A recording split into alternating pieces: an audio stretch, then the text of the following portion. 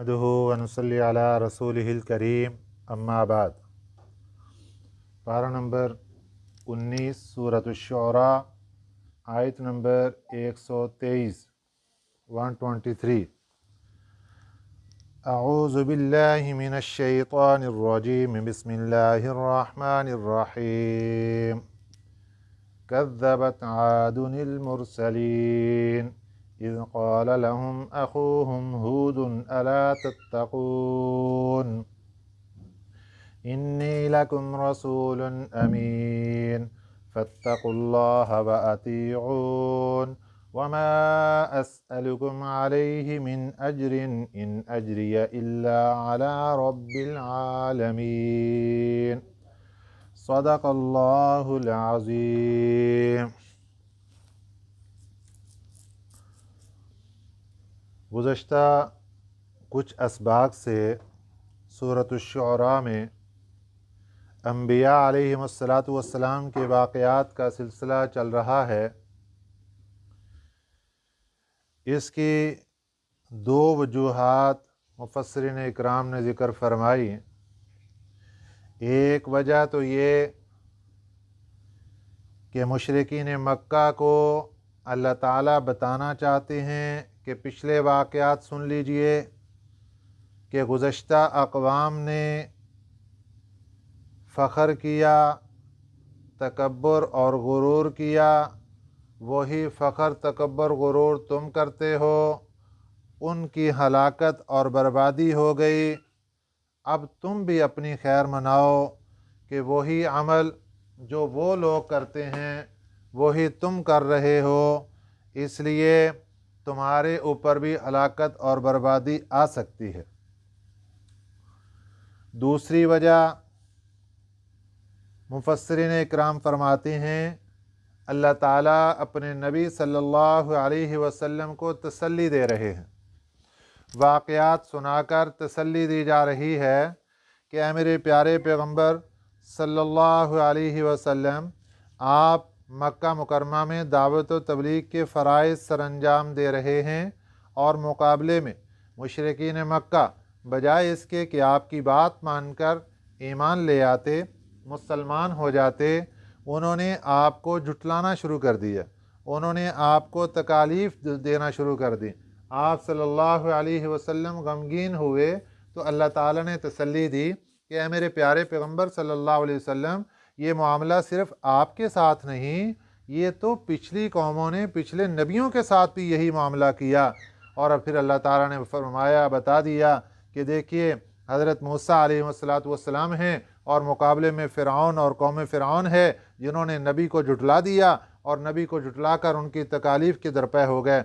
और उसके बाद हज़रत इब्राहीम अलैहिस्सलातु वस्सलाम का वाक़या बयान फरमाया कि आपको उन्होंने झुटलाया भी और उसके साथ साथ 7 साल तक हज़रत इब्राहीम अलैहिस्सलातु वस्सलाम को कैद में रखा। फिर यहाँ तक बस नहीं, आग जलाकर बुलंदी के साथ छूती हुई आग में हज़रत इब्राहीम अलैहिस्सलातु वस्सलाम को डाल दिया गया। अल्लाह ताला ने आग से हज़रत इब्राहीम अलैहिस्सलाम को बचा लिया। फिर हज़रत नूह अलैहिस्सलातु वस्सलाम का तज़किरा फरमाया कि हज़रत नूह अलैहिस्सलातु वस्सलाम की कौम ने आपको झुटला दिया। 950 साल तक हज़रत नूह अलैहिस्सलातु वस्सलाम तबलीग फरमाते रहे, कौम को दावत देते रहे, लेकिन कौम वाले आपकी बात मानने की बजाय आपके मुखालिफ हो गए और यहाँ तक कत्ल की धमकियाँ देने लगे कि अगर आपने अब हमें दावत दी, अब हमें अल्लाह की तरफ बुलाया, अब हमारे बुतों को बुरा भला कहा, हम आपको संगसार करके कत्ल कर देंगे, पत्थर मार मार कर आपको कत्ल कर देंगे। अल्लाह अपने नबी सल्लल्लाहु अलैहि वसल्लम को तसल्ली दे रहे हैं कि आप इन मक्के के लोगों की बातों से परेशान मत होइए। ये तो शुरू से सिलसिला चला आ रहा है, कुछ लोग मानने वाले, कुछ ना मानने वाले। जो मानने वाले हैं अल्लाह उनको नवाजता है और जो नहीं मानने वाले फिर अल्लाह उनको पकड़ता है। और कैसे पकड़ता है, ये सारे वाक़यात गुज़र रहे हैं। और आज के सबक में कौम आद का तज़किरा है। हज़रत नूह अलैहिस्सलातु वस्सलाम के बाद कौम आद का तज़किरा किया जा रहा है। हज़रत नूह अलैहिस्सलातु वस्सलाम के एक बेटे थे साम। इनके आगे नस्ल चली और उसमें एक आदमी पैदा हुआ اس کا نام تھا عاد، اور اس عاد آدمی کے عاد نامی آدمی کی آگے جتنا خاندان اور نسل ہزاروں لاکھوں کی تعداد میں، اس قوم کا نام ہے قوم عاد، جو کہ اپنے اجداد کی طرف نسبت کر کے اپنے آپ کو قوم عاد کہلاتی تھی۔ اور یہ لوگ یمن کے رہنے والے تھے، اور ان کا جو ایریا تھا یہ بہت وسیع تھا، بہت زیادہ دور دراز تک ان کی حکومت اور ان کا یہ ساری سلطنت اور ساری یہ بلڈنگیں اور حیشیں ان کی دور دراز تک تھی۔ اور یہ قوم عاد وہ ہے جس کی طاقت اللہ تعالیٰ نے قرآن پاک میں بیان فرمائی، اور فرما دیا کہ ایسی قوم ہم نے دوبارہ پھر کبھی پیدا نہیں کی۔ ایسی طاقت اللہ تعالیٰ نے ان لوگوں کو قوم عاد کو دی، اور اسی طاقت پر یہ لوگ تکبر اور غرور کر بیٹھے، اور پھر اللہ تعالیٰ نے ان کو پیسہ اور مال و دولت وہ بھی بڑا وافر مقدار میں دیا، اور ان لوگوں کے جو دماغ تھے وہ ایک انجینئر تھے، ایسے چلتے تھے کہ جو بھی دماغ میں آتا وہ چیز، وہ ایسی ایسی تیاریاں اور ایسی ایسی چیزیں بناتے، لوگ حیران رہ جاتے۔ ان لوگوں کو بلڈنگیں بنانے کا بڑا شوق تھا، عمارتیں اور اس قسم کی چیزیں اور یادگاریں یہ بنانے کا بڑا شوق تھا ان کو۔ تو ان لوگوں نے بلندیوں پر، پہاڑوں کی چوٹیوں پر کچھ مینارے اور کچھ گنبد نما ایسی چیزیں انہوں نے جا کر بنانی شروع کر دی، یادگار کے طور پر۔ نہ اس کی کوئی ضرورت، نہ وہاں کسی نے رہنا ہے، وہاں پیسے کس لیے لگا رہے ہیں؟ صرف یادگار کے طور پر۔ جبکہ بعض مفسرین فرماتے ہیں کہ جو یہ مینارے اور گنبد بناتے تھے وہ کبوتر باز یہ لوگ تھے اور کبوتر اڑایا کرتے تھے۔ اب کبوتر اڑانے کے لیے وہ بنایا جا رہا ہے جناب، سیر و تفریح کے لیے اور غل مچانے کے لیے، شور و غل کے لیے وہ کام سارا کیا جا رہا ہے۔ اللہ تعالیٰ نے ان کی اس بات کو ریکارڈ کیا کہ یہ کام غلط کر رہے ہو، جس چیز کی ضرورت نہیں وہاں پیسہ کیوں لگا رہے ہو؟ یادگاریں بنائی جا رہی ہیں۔ اور اسی کے بعد پھر حضرت موسیٰ علیہ السلام کے زمانے میں فرعون آیا تو انہوں نے اپنی یادگاریں بنانی شروع کر دی۔ احرام مصر دیکھ لو، کروڑوں روپیہ وہاں پر لگا کر وہ یادگاریں بنائی گئی، اور وہاں پھر بس نہیں ہوئی، پھر یہ انڈیا دیکھ لو، تاج محل آگرہ ہے، فلاں ہے، مقبرہ جہانگیر اور یہ کیا کچھ، اور پاکستان کے اندر دیکھ لو یہ کیا کچھ، یہ ساری چیزیں جو یادگار کے طور پر عمارتیں، ان کا فائدہ کیا ہے؟ یہ سوائے ایک یادگار اور نشانی کے اور کچھ بھی نہیں ہے۔ یہاں جو پیسہ لگایا جاتا ہے وہ کسی ضرورت مند کے اوپر کیوں نہیں لگایا جاتا؟ تعلیم پر کیوں نہیں خرچ کیا جاتا، یا کسی اور جگہ پر کیوں نہیں خرچ کیا جاتا؟ اب یہ پیسہ یا اجتماعی طور پر لگائیں تب بھی غلط ہے، جس طرح یہ حکومتیں لگا رہی ہیں، اور اگر انفرادی طور پر کوئی بندہ جا کر ایسے پیسے لگاتا ہے اور برباد کرتا ہے تو یہ بھی غلط ہے۔ پیسہ اللہ تعالیٰ کی طرف سے ایک نعمت ہے، اور اس نعمت کے بارے میں قیامت کے دن سوال و جواب ہوگا۔ جتنا دیا تھا کہاں کہاں خرچ کر کے آئے ہو؟ اور دوسری بات یہ ذہن کے اندر رکھیں کہ کچھ لوگ حلال اور حرام کو مکس کر لیتے ہیں، اور پیسے کو زیادتی کے ساتھ پیسہ بڑھاتے ہیں کہ حلال بھی اکٹھا کر لیا، حرام بھی اکٹھا کر لیا۔ یہ بھی برا ہے۔ ایک اللہ والے بیان فرما رہے کہ دیکھیے، حلال پیسہ اور حرام پیسہ، اس کی تفریق یہ ہے، فرق یہ ہے ان کے اندر کہ حلال پیسہ اچھی جگہ جا کر خرچ ہوتا ہے اور حرام پیسہ ضائع جاتا ہے اور بری جگہ خرچ ہوتا ہے۔ یا تو انسان خود اپنے ہاتھوں سے بری جگہ خرچ کر دے گا، اڑا دے گا حرام پیسے کو، یا پھر وہ اپنی طرف سے صحیح جگہ پر خرچ کرے گا لیکن وہ بری جگہ پر جا کر خرچ ہوگا۔ جب تفصیل بیان کی، ایک مالدار وہاں بیٹھا تھا، وہ کھڑا ہو گیا، اس نے کہا جناب مجھے آپ کی بات پر اشکال ہے، یہ کیسے ہو سکتا ہے؟ انہوں نے کہا کہ آپ اپنا پیسہ لیں اور اس کو ایک تھیلی میں رکھیں، اور پھر آپ اپنے ذہن کے مطابق جو سب سے زیادہ ضرورت مند بندہ ہے اس کو تلاش کریں، اور وہ تلاش کر کے آپ اپنا پیسہ اس کو دیں۔ دینے کے بعد پھر اس کا پیچھا کریں کہ وہ پیسہ کہاں خرچ کرتا ہے۔ انہوں نے کہا ٹھیک ہے۔ انہوں نے اب گھر سے اپنا پیسہ اٹھایا، اور اٹھانے کے بعد وہ چلا گیا، اور وہاں جا کر اس نے تلاش کیا کہ میں یہ پیسہ کس کو دوں، میں یہ پیسہ کس کو دوں۔ دیکھا کہ ایک فقیر ہے جو کہ معذور نظر آ رہا ہے، ٹانگیں نہیں ہیں، ہاتھ بھی لولے لنگڑے، اور اس طریقے سے اس کو نظر آیا تو اس نے وہ پیسہ چپکے سے اس کو دے دیا۔ اب بیٹھ کے چھپ گیا کہ میں دیکھتا ہوں یہ کیا کرتا ہے۔ وہ فقیر صاحب فارغ ہوئے مانگنے سے، پیچھے گئے، چھپ کے جا کے اس نے کپڑے چینج کیے، وہ جو اس کا لنگڑا پن تھا وہ بھی ختم ہو گیا، لولا تھا وہ بھی ختم ہو گیا، اب کچھ بھی نہیں ہے، کوئی معذوری نہیں، اور وہ چلنا شروع ہو گیا۔ یہ اس کے پیچھے گیا۔ اب چلتے چلتے اس نے وہ پیسہ لے جا کر ایک گناہ پر خرچ کیا، گناہ کے اندر پیسہ سارا ضائع کر دیا۔ اس کو بڑا افسوس ہوا، اور اس نے آ کر پوری داستان اس اللہ والے کو سنا دی کہ جناب میرا پیسہ تو ایسے خرچ ہو گیا۔ اب انہوں نے اپنی جیب سے کچھ پیسے نکال کر دیے کہ یہ لو، یہ پیسے بھی لے جاؤ، اور یہ پیسے آپ نے جس طرح پہلے سوچا تھا اسی طرح سوچ سمجھ کر کسی ضرورت مند کو دینا اور پھر اس کا پیچھا کرنا۔ اب یہ بیٹھ گیا، خوب سوچا بچار کی، چلتا رہا۔ دیکھا کہ ایک آدمی آ رہا ہے جو دیکھنے میں بالکل غریب لگ رہا ہے، اور اس کے ہاتھ کے اندر ایک چھاپر ہے اور اس کے اندر کوئی چیز پکڑی ہوئی ہے۔ اس نے اپنا وہ پیسہ اس کو دے دیا، اور پھر بیٹھ گیا چپکے سے کہ میں دیکھتا ہوں کیا ہوتا ہے۔ وہ آدمی پیسہ لینے کے بعد کوڑا کرکٹ کے ڈھیر کی طرف گیا، اور وہاں جا کر اس نے اپنے چھاپر کو پلٹ دیا اور پھینک دیا۔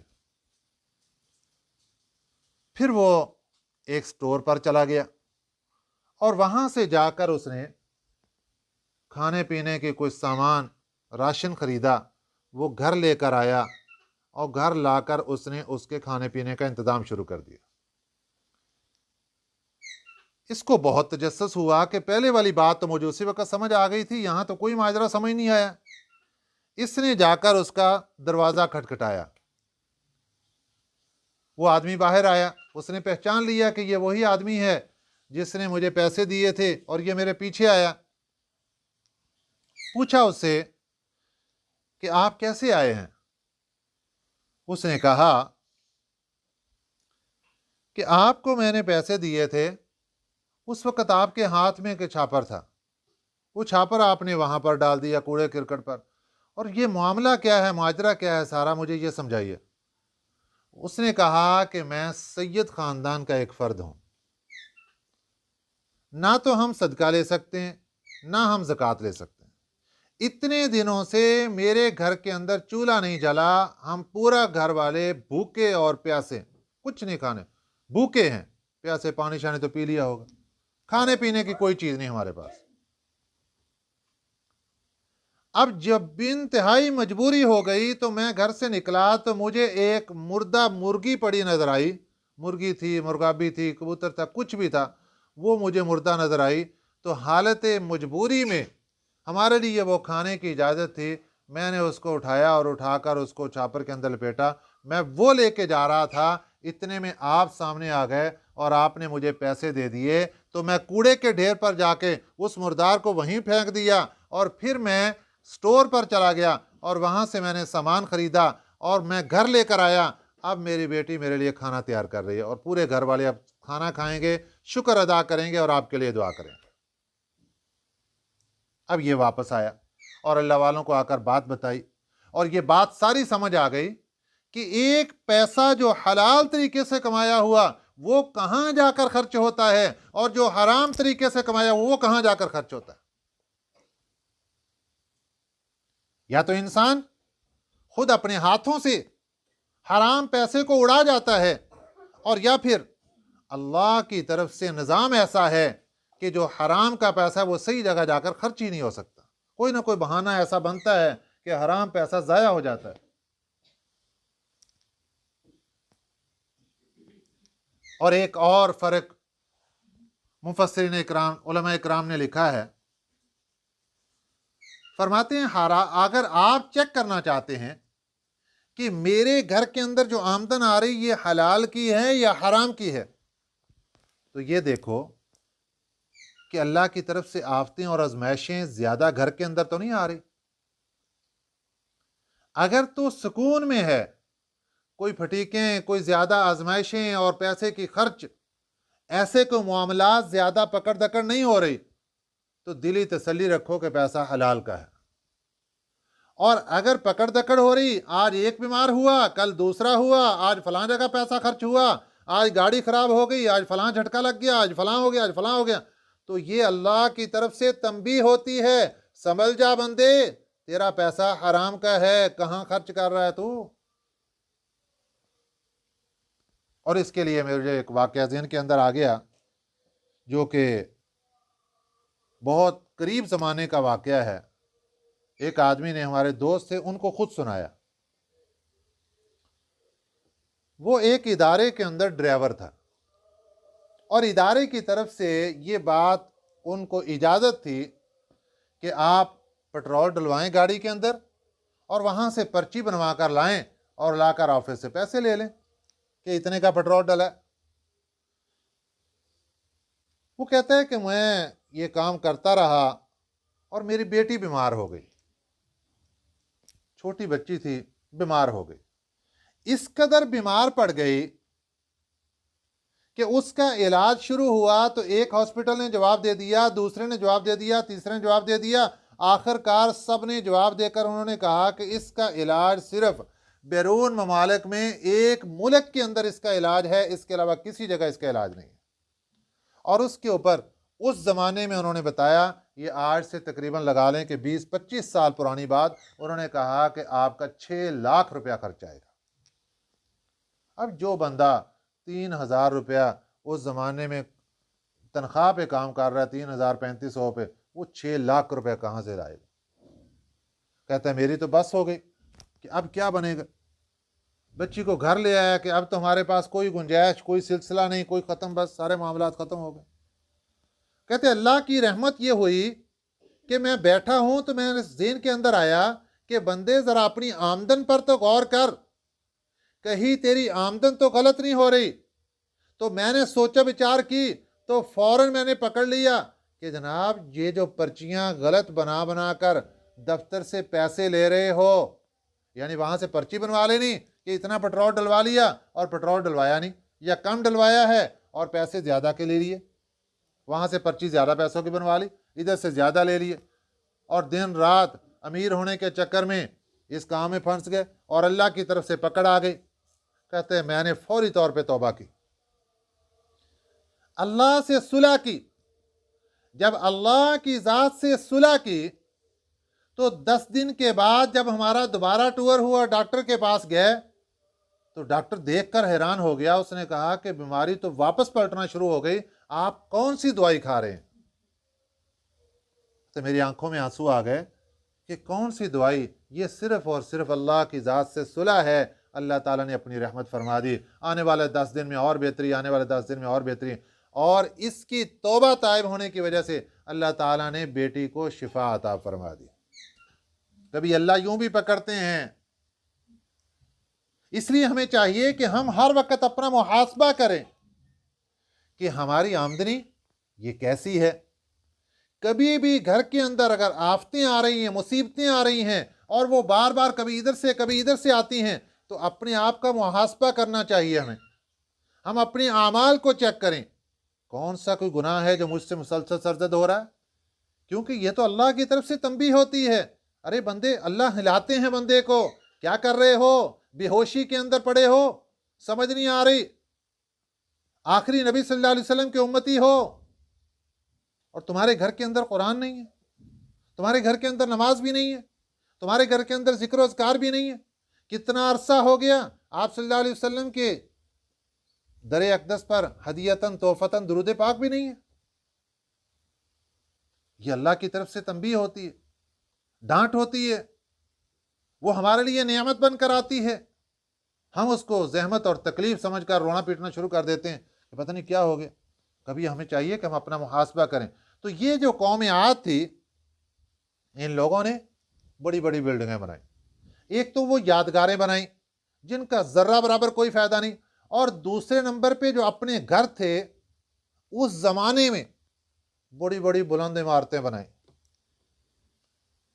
मुफस्सिरीन इकराम ने यहां तक लिखा है कि कौम आद ने एक 40 मंजिला बिल्डिंग उस जमाने में तैयार की। आप अंदाजा करें कि वो जमाना जब इंसान तसव्वुर नहीं कर सकता, इतनी ना कोई मशीनरी ना कोई चीज, और उन लोगों ने 40 मंजिला बिल्डिंग उस जमाने में तैयार की। और ये वाली बिल्डिंग, इसके खंडरात हजरत उस्मान गनी रजी अल्लाह तआला अन्हु के जमाने तक बाकी रहे। लोगों ने देखे, ये थी कौम आद। देखें, अल्लाह की तरफ से इजाज़त है इंसान को कि वो अपनी रहायश तामीर करे, ज़रूरत के लिए घर बनाए। इसकी एक सूरत ये है ज़रूरत, एक है सहूलत, एक है आसाइश, और एक है नुमाइश। ज़रूरत के ऊपर एक झोंपड़ी से भी ज़रूरत पूरी हो सकती है, लेकिन इजाज़त दे दी गई कि ठीक है, आप अपनी इस ज़रूरत को इस कदर रख सकते हैं कि आप रहायश बना लें जो अच्छे तरीके से हो और आसानी के साथ आप वहाँ रह सकें। और इससे ऊपर का दर्जा है आसाइश का। आसाइश का माना है कि मुझे देखने में अच्छी लगे। ये फ़र्क ज़हन के अंदर रखना है। मकान बनाया कि मुझे बैठने में, देखने में, उठने बैठने में, हर चीज़ में मुझे सहूलत और आसानी हो, मेरे घर वालों को, बच्चों को आसानी हो, हमें किसी किस्म की कोई परेशानी ना हो। ठीक है, अल्लाह ने पैसा दिया, बनाओ ऐसा घर। और यहाँ तक की इजाज़त है, रहायश की इजाज़त, ज़रूरत की इजाज़त, रहायश की इजाज़त, और इससे ऊपर आसाइश की भी इजाज़त। और आखिरी दर्जा है नुमाइश का, कि मैं इसलिए पैसा लगा रहा हूं बिल्डिंग पर, लोग आकर देखें और कहें वाह वाह वाह वाह, कमाल कर दिया। ये गुनाह का दर्जा हो गया। नीयत के अंदर जैसे फर्क आया, ये गुनाह का दर्जा हो गया। अपनी जरूरत के लिए शरीयत ने इजाजत दी है, लगाओ पैसा, पैसा अल्लाह ने दिया, खर्च करो, बनाओ बिल्डिंग, बनाओ रहायश बनाओ, बड़ी बनाना चाहते हो, छोटी बनाना चाहते हो, जैसी मर्जी बनाओ। आसाइश तक तो इजाजत, रहायश है, आसाइश है, ठीक है, लेकिन नुमाइश की इजाजत शरीयत नहीं देती, वो गुनाह का दर्जा है। कज़्ज़बत आदुनिल मुरसलीन, जुटलाया कौम आद ने रसूलों को। यहाँ पर भी वही इश्काल जो कल वाला था, एक रसूल को जुटलाना गोया के तमाम रसूलों को जुटलाना है। इज़ क़ाल लहुम, जब कहा उनको, अख़ूहुम हूदुन, उनके भाई हूद ने, अला तत्तक़ून, क्यों नहीं तुम डरते? भाई अल्लाह तुम्हें खिला रहे हैं, उसी अल्लाह की नाफरमानी कर रहे हो? उसी अल्लाह ने पैदा किया, ये सारी नेमतें दी, और उसी अल्लाह के मुकाबले के अंदर शिरक कर रहे हो? अला तत्तक़ून, क्यों नहीं तुम डरते? ये जो एक एक लफ्ज़ है, ये अल्लाह बता तो उनका वाक़या रहे हैं, मुझे और आपको भी समझा रहे हैं कि तुम्हारे अंदर अगर नाफरमानी आती है तो अला तत्तक़ून, तुम्हें डर नहीं लगता? उस मालिक का खा रहे हो और उसी की नाफरमानी, उसी के सामने बगावत करके खड़े हो जाते हो। वो अल्लाह जब बुलाता है कि मेरे दरबार पे आओ और सजदा करो, आओ कामयाबी की तरफ, आओ नमाज की तरफ, उस वक़्त गूंगे बहरे बन के बैठे रहते हो और अल्लाह की बात भी नहीं सुनते हो। अला तत्तक़ून, डरते नहीं तुम, कोई खौफ नहीं तुम्हें। इन्नी लकुम रसूलुन अमीन, वही जुमला जो पीछे हज़रत नूह अलैहिस्सलातु वस्सलाम का था, मैं बेशक तुम्हारे पास एक रसूल अमानतदार बनकर आया, अमानतदार रसूल। फत्तकुल्लाह, अल्लाह से डरो, व अतीऊन, मेरी बात मानो। वमा अस्अलुकुम अलैहि मिन अजरिन, اور نہیں میں مانگتا تم سے اس پر کوئی اجر، کوئی وظیفہ، کوئی تنخواہ، ان اجری الا علی رب العالمین، نہیں ہے میرا وظیفہ مگر رب العالمین کے ذمہ۔ اتبنون، کیا تم بناتے ہو، بکل ریع،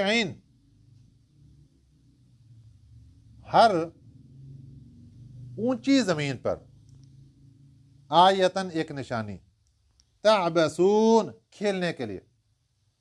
یہ ہے یادگار جس کا اللہ نے حضرت ہود علیہ والسلام جو اللہ کے نبی تھے، انہوں نے اپنی قوم کو سمجھایا، اتبنون، کیا تم بناتے ہو، بکل ریع، ہر اونچی زمین پر، آیتن ایک نشانی، تعبسون کھیلنے کے لیے، کھیلنے کے لیے یادگار بنا رہے ہیں، کوئی مینار بنا دیا اور کوئی محراب بنا دیا اور کوئی گنبد بنا دیا، کس لیے؟ کھیل تماشے کے لیے۔ اور اس کے ساتھ ساتھ وَتَتَّخِذُونَ، اور تم بناتے ہو، دوسری غلطی، تم بناتے ہو مصانع، کاریگریاں، لعلکم تخلدون، شاید کہ تم ہمیشہ رہو گے۔ گھر ایسے بنا رہے ہو پکے اور ایسے پختہ تعمیر کر رہے ہو کہ شاید تم نے یہاں پر ہمیشہ رہنا ہے، تم نے یہاں سے جانا ہی نہیں ہے۔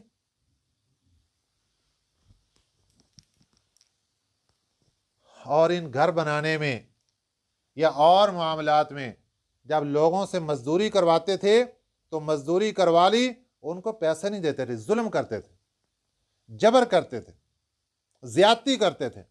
وَإِذَا بَطَشْتُمْ، اور جب تم ہاتھ ڈالتے ہو تو بطشتم جبارین، تم ہاتھ ڈالتے ہو ظلم سے، ظلم سے ہاتھ ڈالتے ہو۔ کیا معنی؟ کہ ایک مزدور سے کام کروا لیا اور اس کو پیسے بھی نہیں دیتے ہو، تو ظالمانہ پنجہ تمہارا ظلم کا یہ اس کی گردن پر جا کر پڑتا ہے، اور اس کو تم ظلم کرتے ہو اس پر، اور اس کے ساتھ زیادتی کرتے ہو، اس کے ساتھ تعاون نہیں کرتے۔ اسی طرح اگر کسی سے کوئی چیز خریدی، کوئی کمزور بندہ ہے، پیسے تھوڑے دے کر اس کو لوٹ لیے۔ وَإِذَا بَطَشْتُمْ بَطَشْتُمْ جَبَّارِينَ، جب تم ہاتھ ڈالتے ہو، بطشتم جبارین، تو ہاتھ ڈالتے ہو ظلم سے۔ فاتقوا اللہ، اللہ سے ڈرو، وَأَطِيعُونَ، میری بات مانو، وَاتَّقُوا الَّذِي، اور ڈرو اس ذات سے، أَمَدَّكُم بِمَا تَعْلَمُونَ، جس نے تمہیں پہنچائیں وہ چیزیں جو تم جانتے ہو۔ یہاں پر کیا مراد؟ نعمتیں اللہ تعالیٰ کی مراد ہے۔ امدکم، پہنچائیں تمہیں، بِأَنْعَامٍ، چوپائے بھی، وَبَنِينَ، اور بیٹے بھی، اولاد بھی دی، جانور بھی تمہیں دیے، وَجَنَّاتٍ، اور باغات بھی دیے، وَعُیُونَ، اور چشمے بھی دیے۔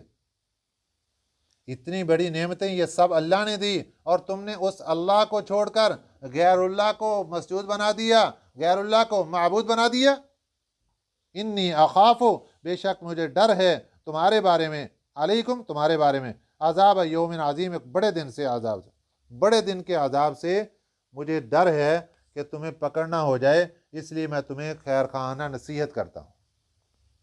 قوم کا جواب سن لیجئے جناب، قالوا سواء، کہنے لگے سواء، برابر ہے، علینا، ہمارے اوپر، اوعظت، کہ تو نصیحت کرے، ام لم تکن من الواعظین، یا تو نہ ہو نصیحت کرنے والوں میں، تو ہمیں نصیحت کر یا ہمیں نصیحت نہ کر، ہمیں کوئی فائدہ نہیں ہے، ہم تیری بات کوئی نہیں مانیں گے، ہم تو اپنی بات پر ڈٹے ہوئے ہیں۔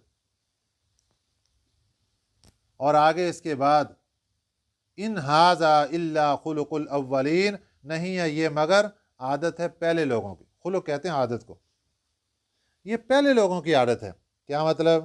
کہ پہلے بھی ہمیں یہ معلومات ہوئیں کہ ہمارے باپ دادوں کو بھی ایسے لوگ آئے تھے، وہ کہتے تھے کہ ہم نبی ہیں اور نبوت کا دعویٰ کرتے تھے، وہ بھی ان کو روکتے تھے۔ یہ تو پہلے لوگوں کی عادت ہے، ایسے پہلے بھی سلسلے چلتے آ رہے ہیں، نہ ہمارے باپ دادا نے مانا نہ ہم مانیں، نعوذ باللہ من ذالک۔ وما نحن بمعذبین، اور نہیں ہے ہمارے اوپر کوئی آفت آنے والے، کوئی عذاب ہمیں نہیں دیا جائے گا۔ فکذبوہ، انہوں نے جھٹلا دیا ان کو، قوم عاد نے حضرت ہود علیہ السلام کو جھٹلا دیا۔ فاہلکناہم، پھر ہم نے ان کو ہلاک کر دیا، اللہ نے ہوا کے ذریعے اس قوم کو ہلاک کر دیا۔ ان فی ذلک لآیہ، بے شک اس میں نشانی ہے، عبرت ہے۔ یہ مشرکین مکہ کو بتایا جا رہا ہے کہ اس واقعے کو پڑھنے کے بعد تمہارے لیے اس واقعے کے اندر کتنی بڑی عبرت ہے کہ جو اللہ ایسی طاقتور قوم کو ایک ہوا کے ذریعے ہلاک اور برباد کر سکتا ہے، وہ اللہ قادر مطلق ہے، تمہیں بھی پکڑ کے تباہ و برباد کر سکتا ہے۔ لیکن وما کان اکثرهم مؤمنین، نہیں ہے ان میں سے اکثر ایمان لانے والے۔ وَإِنَّ رَبَّكَ لَهُوَ الْعَزِيزُ الرَّحِيمُ، اور بے شک تیرا رب وہ زبردست ہے، الرحیم، رحم کرنے والا ہے۔ اللہ تعالی ہمیں ان باتوں پر عمل کرنے کی توفیق عطا فرمائے، آمین۔ وما علینا الا البلاغ المبین۔ اللہم صلی علی محمد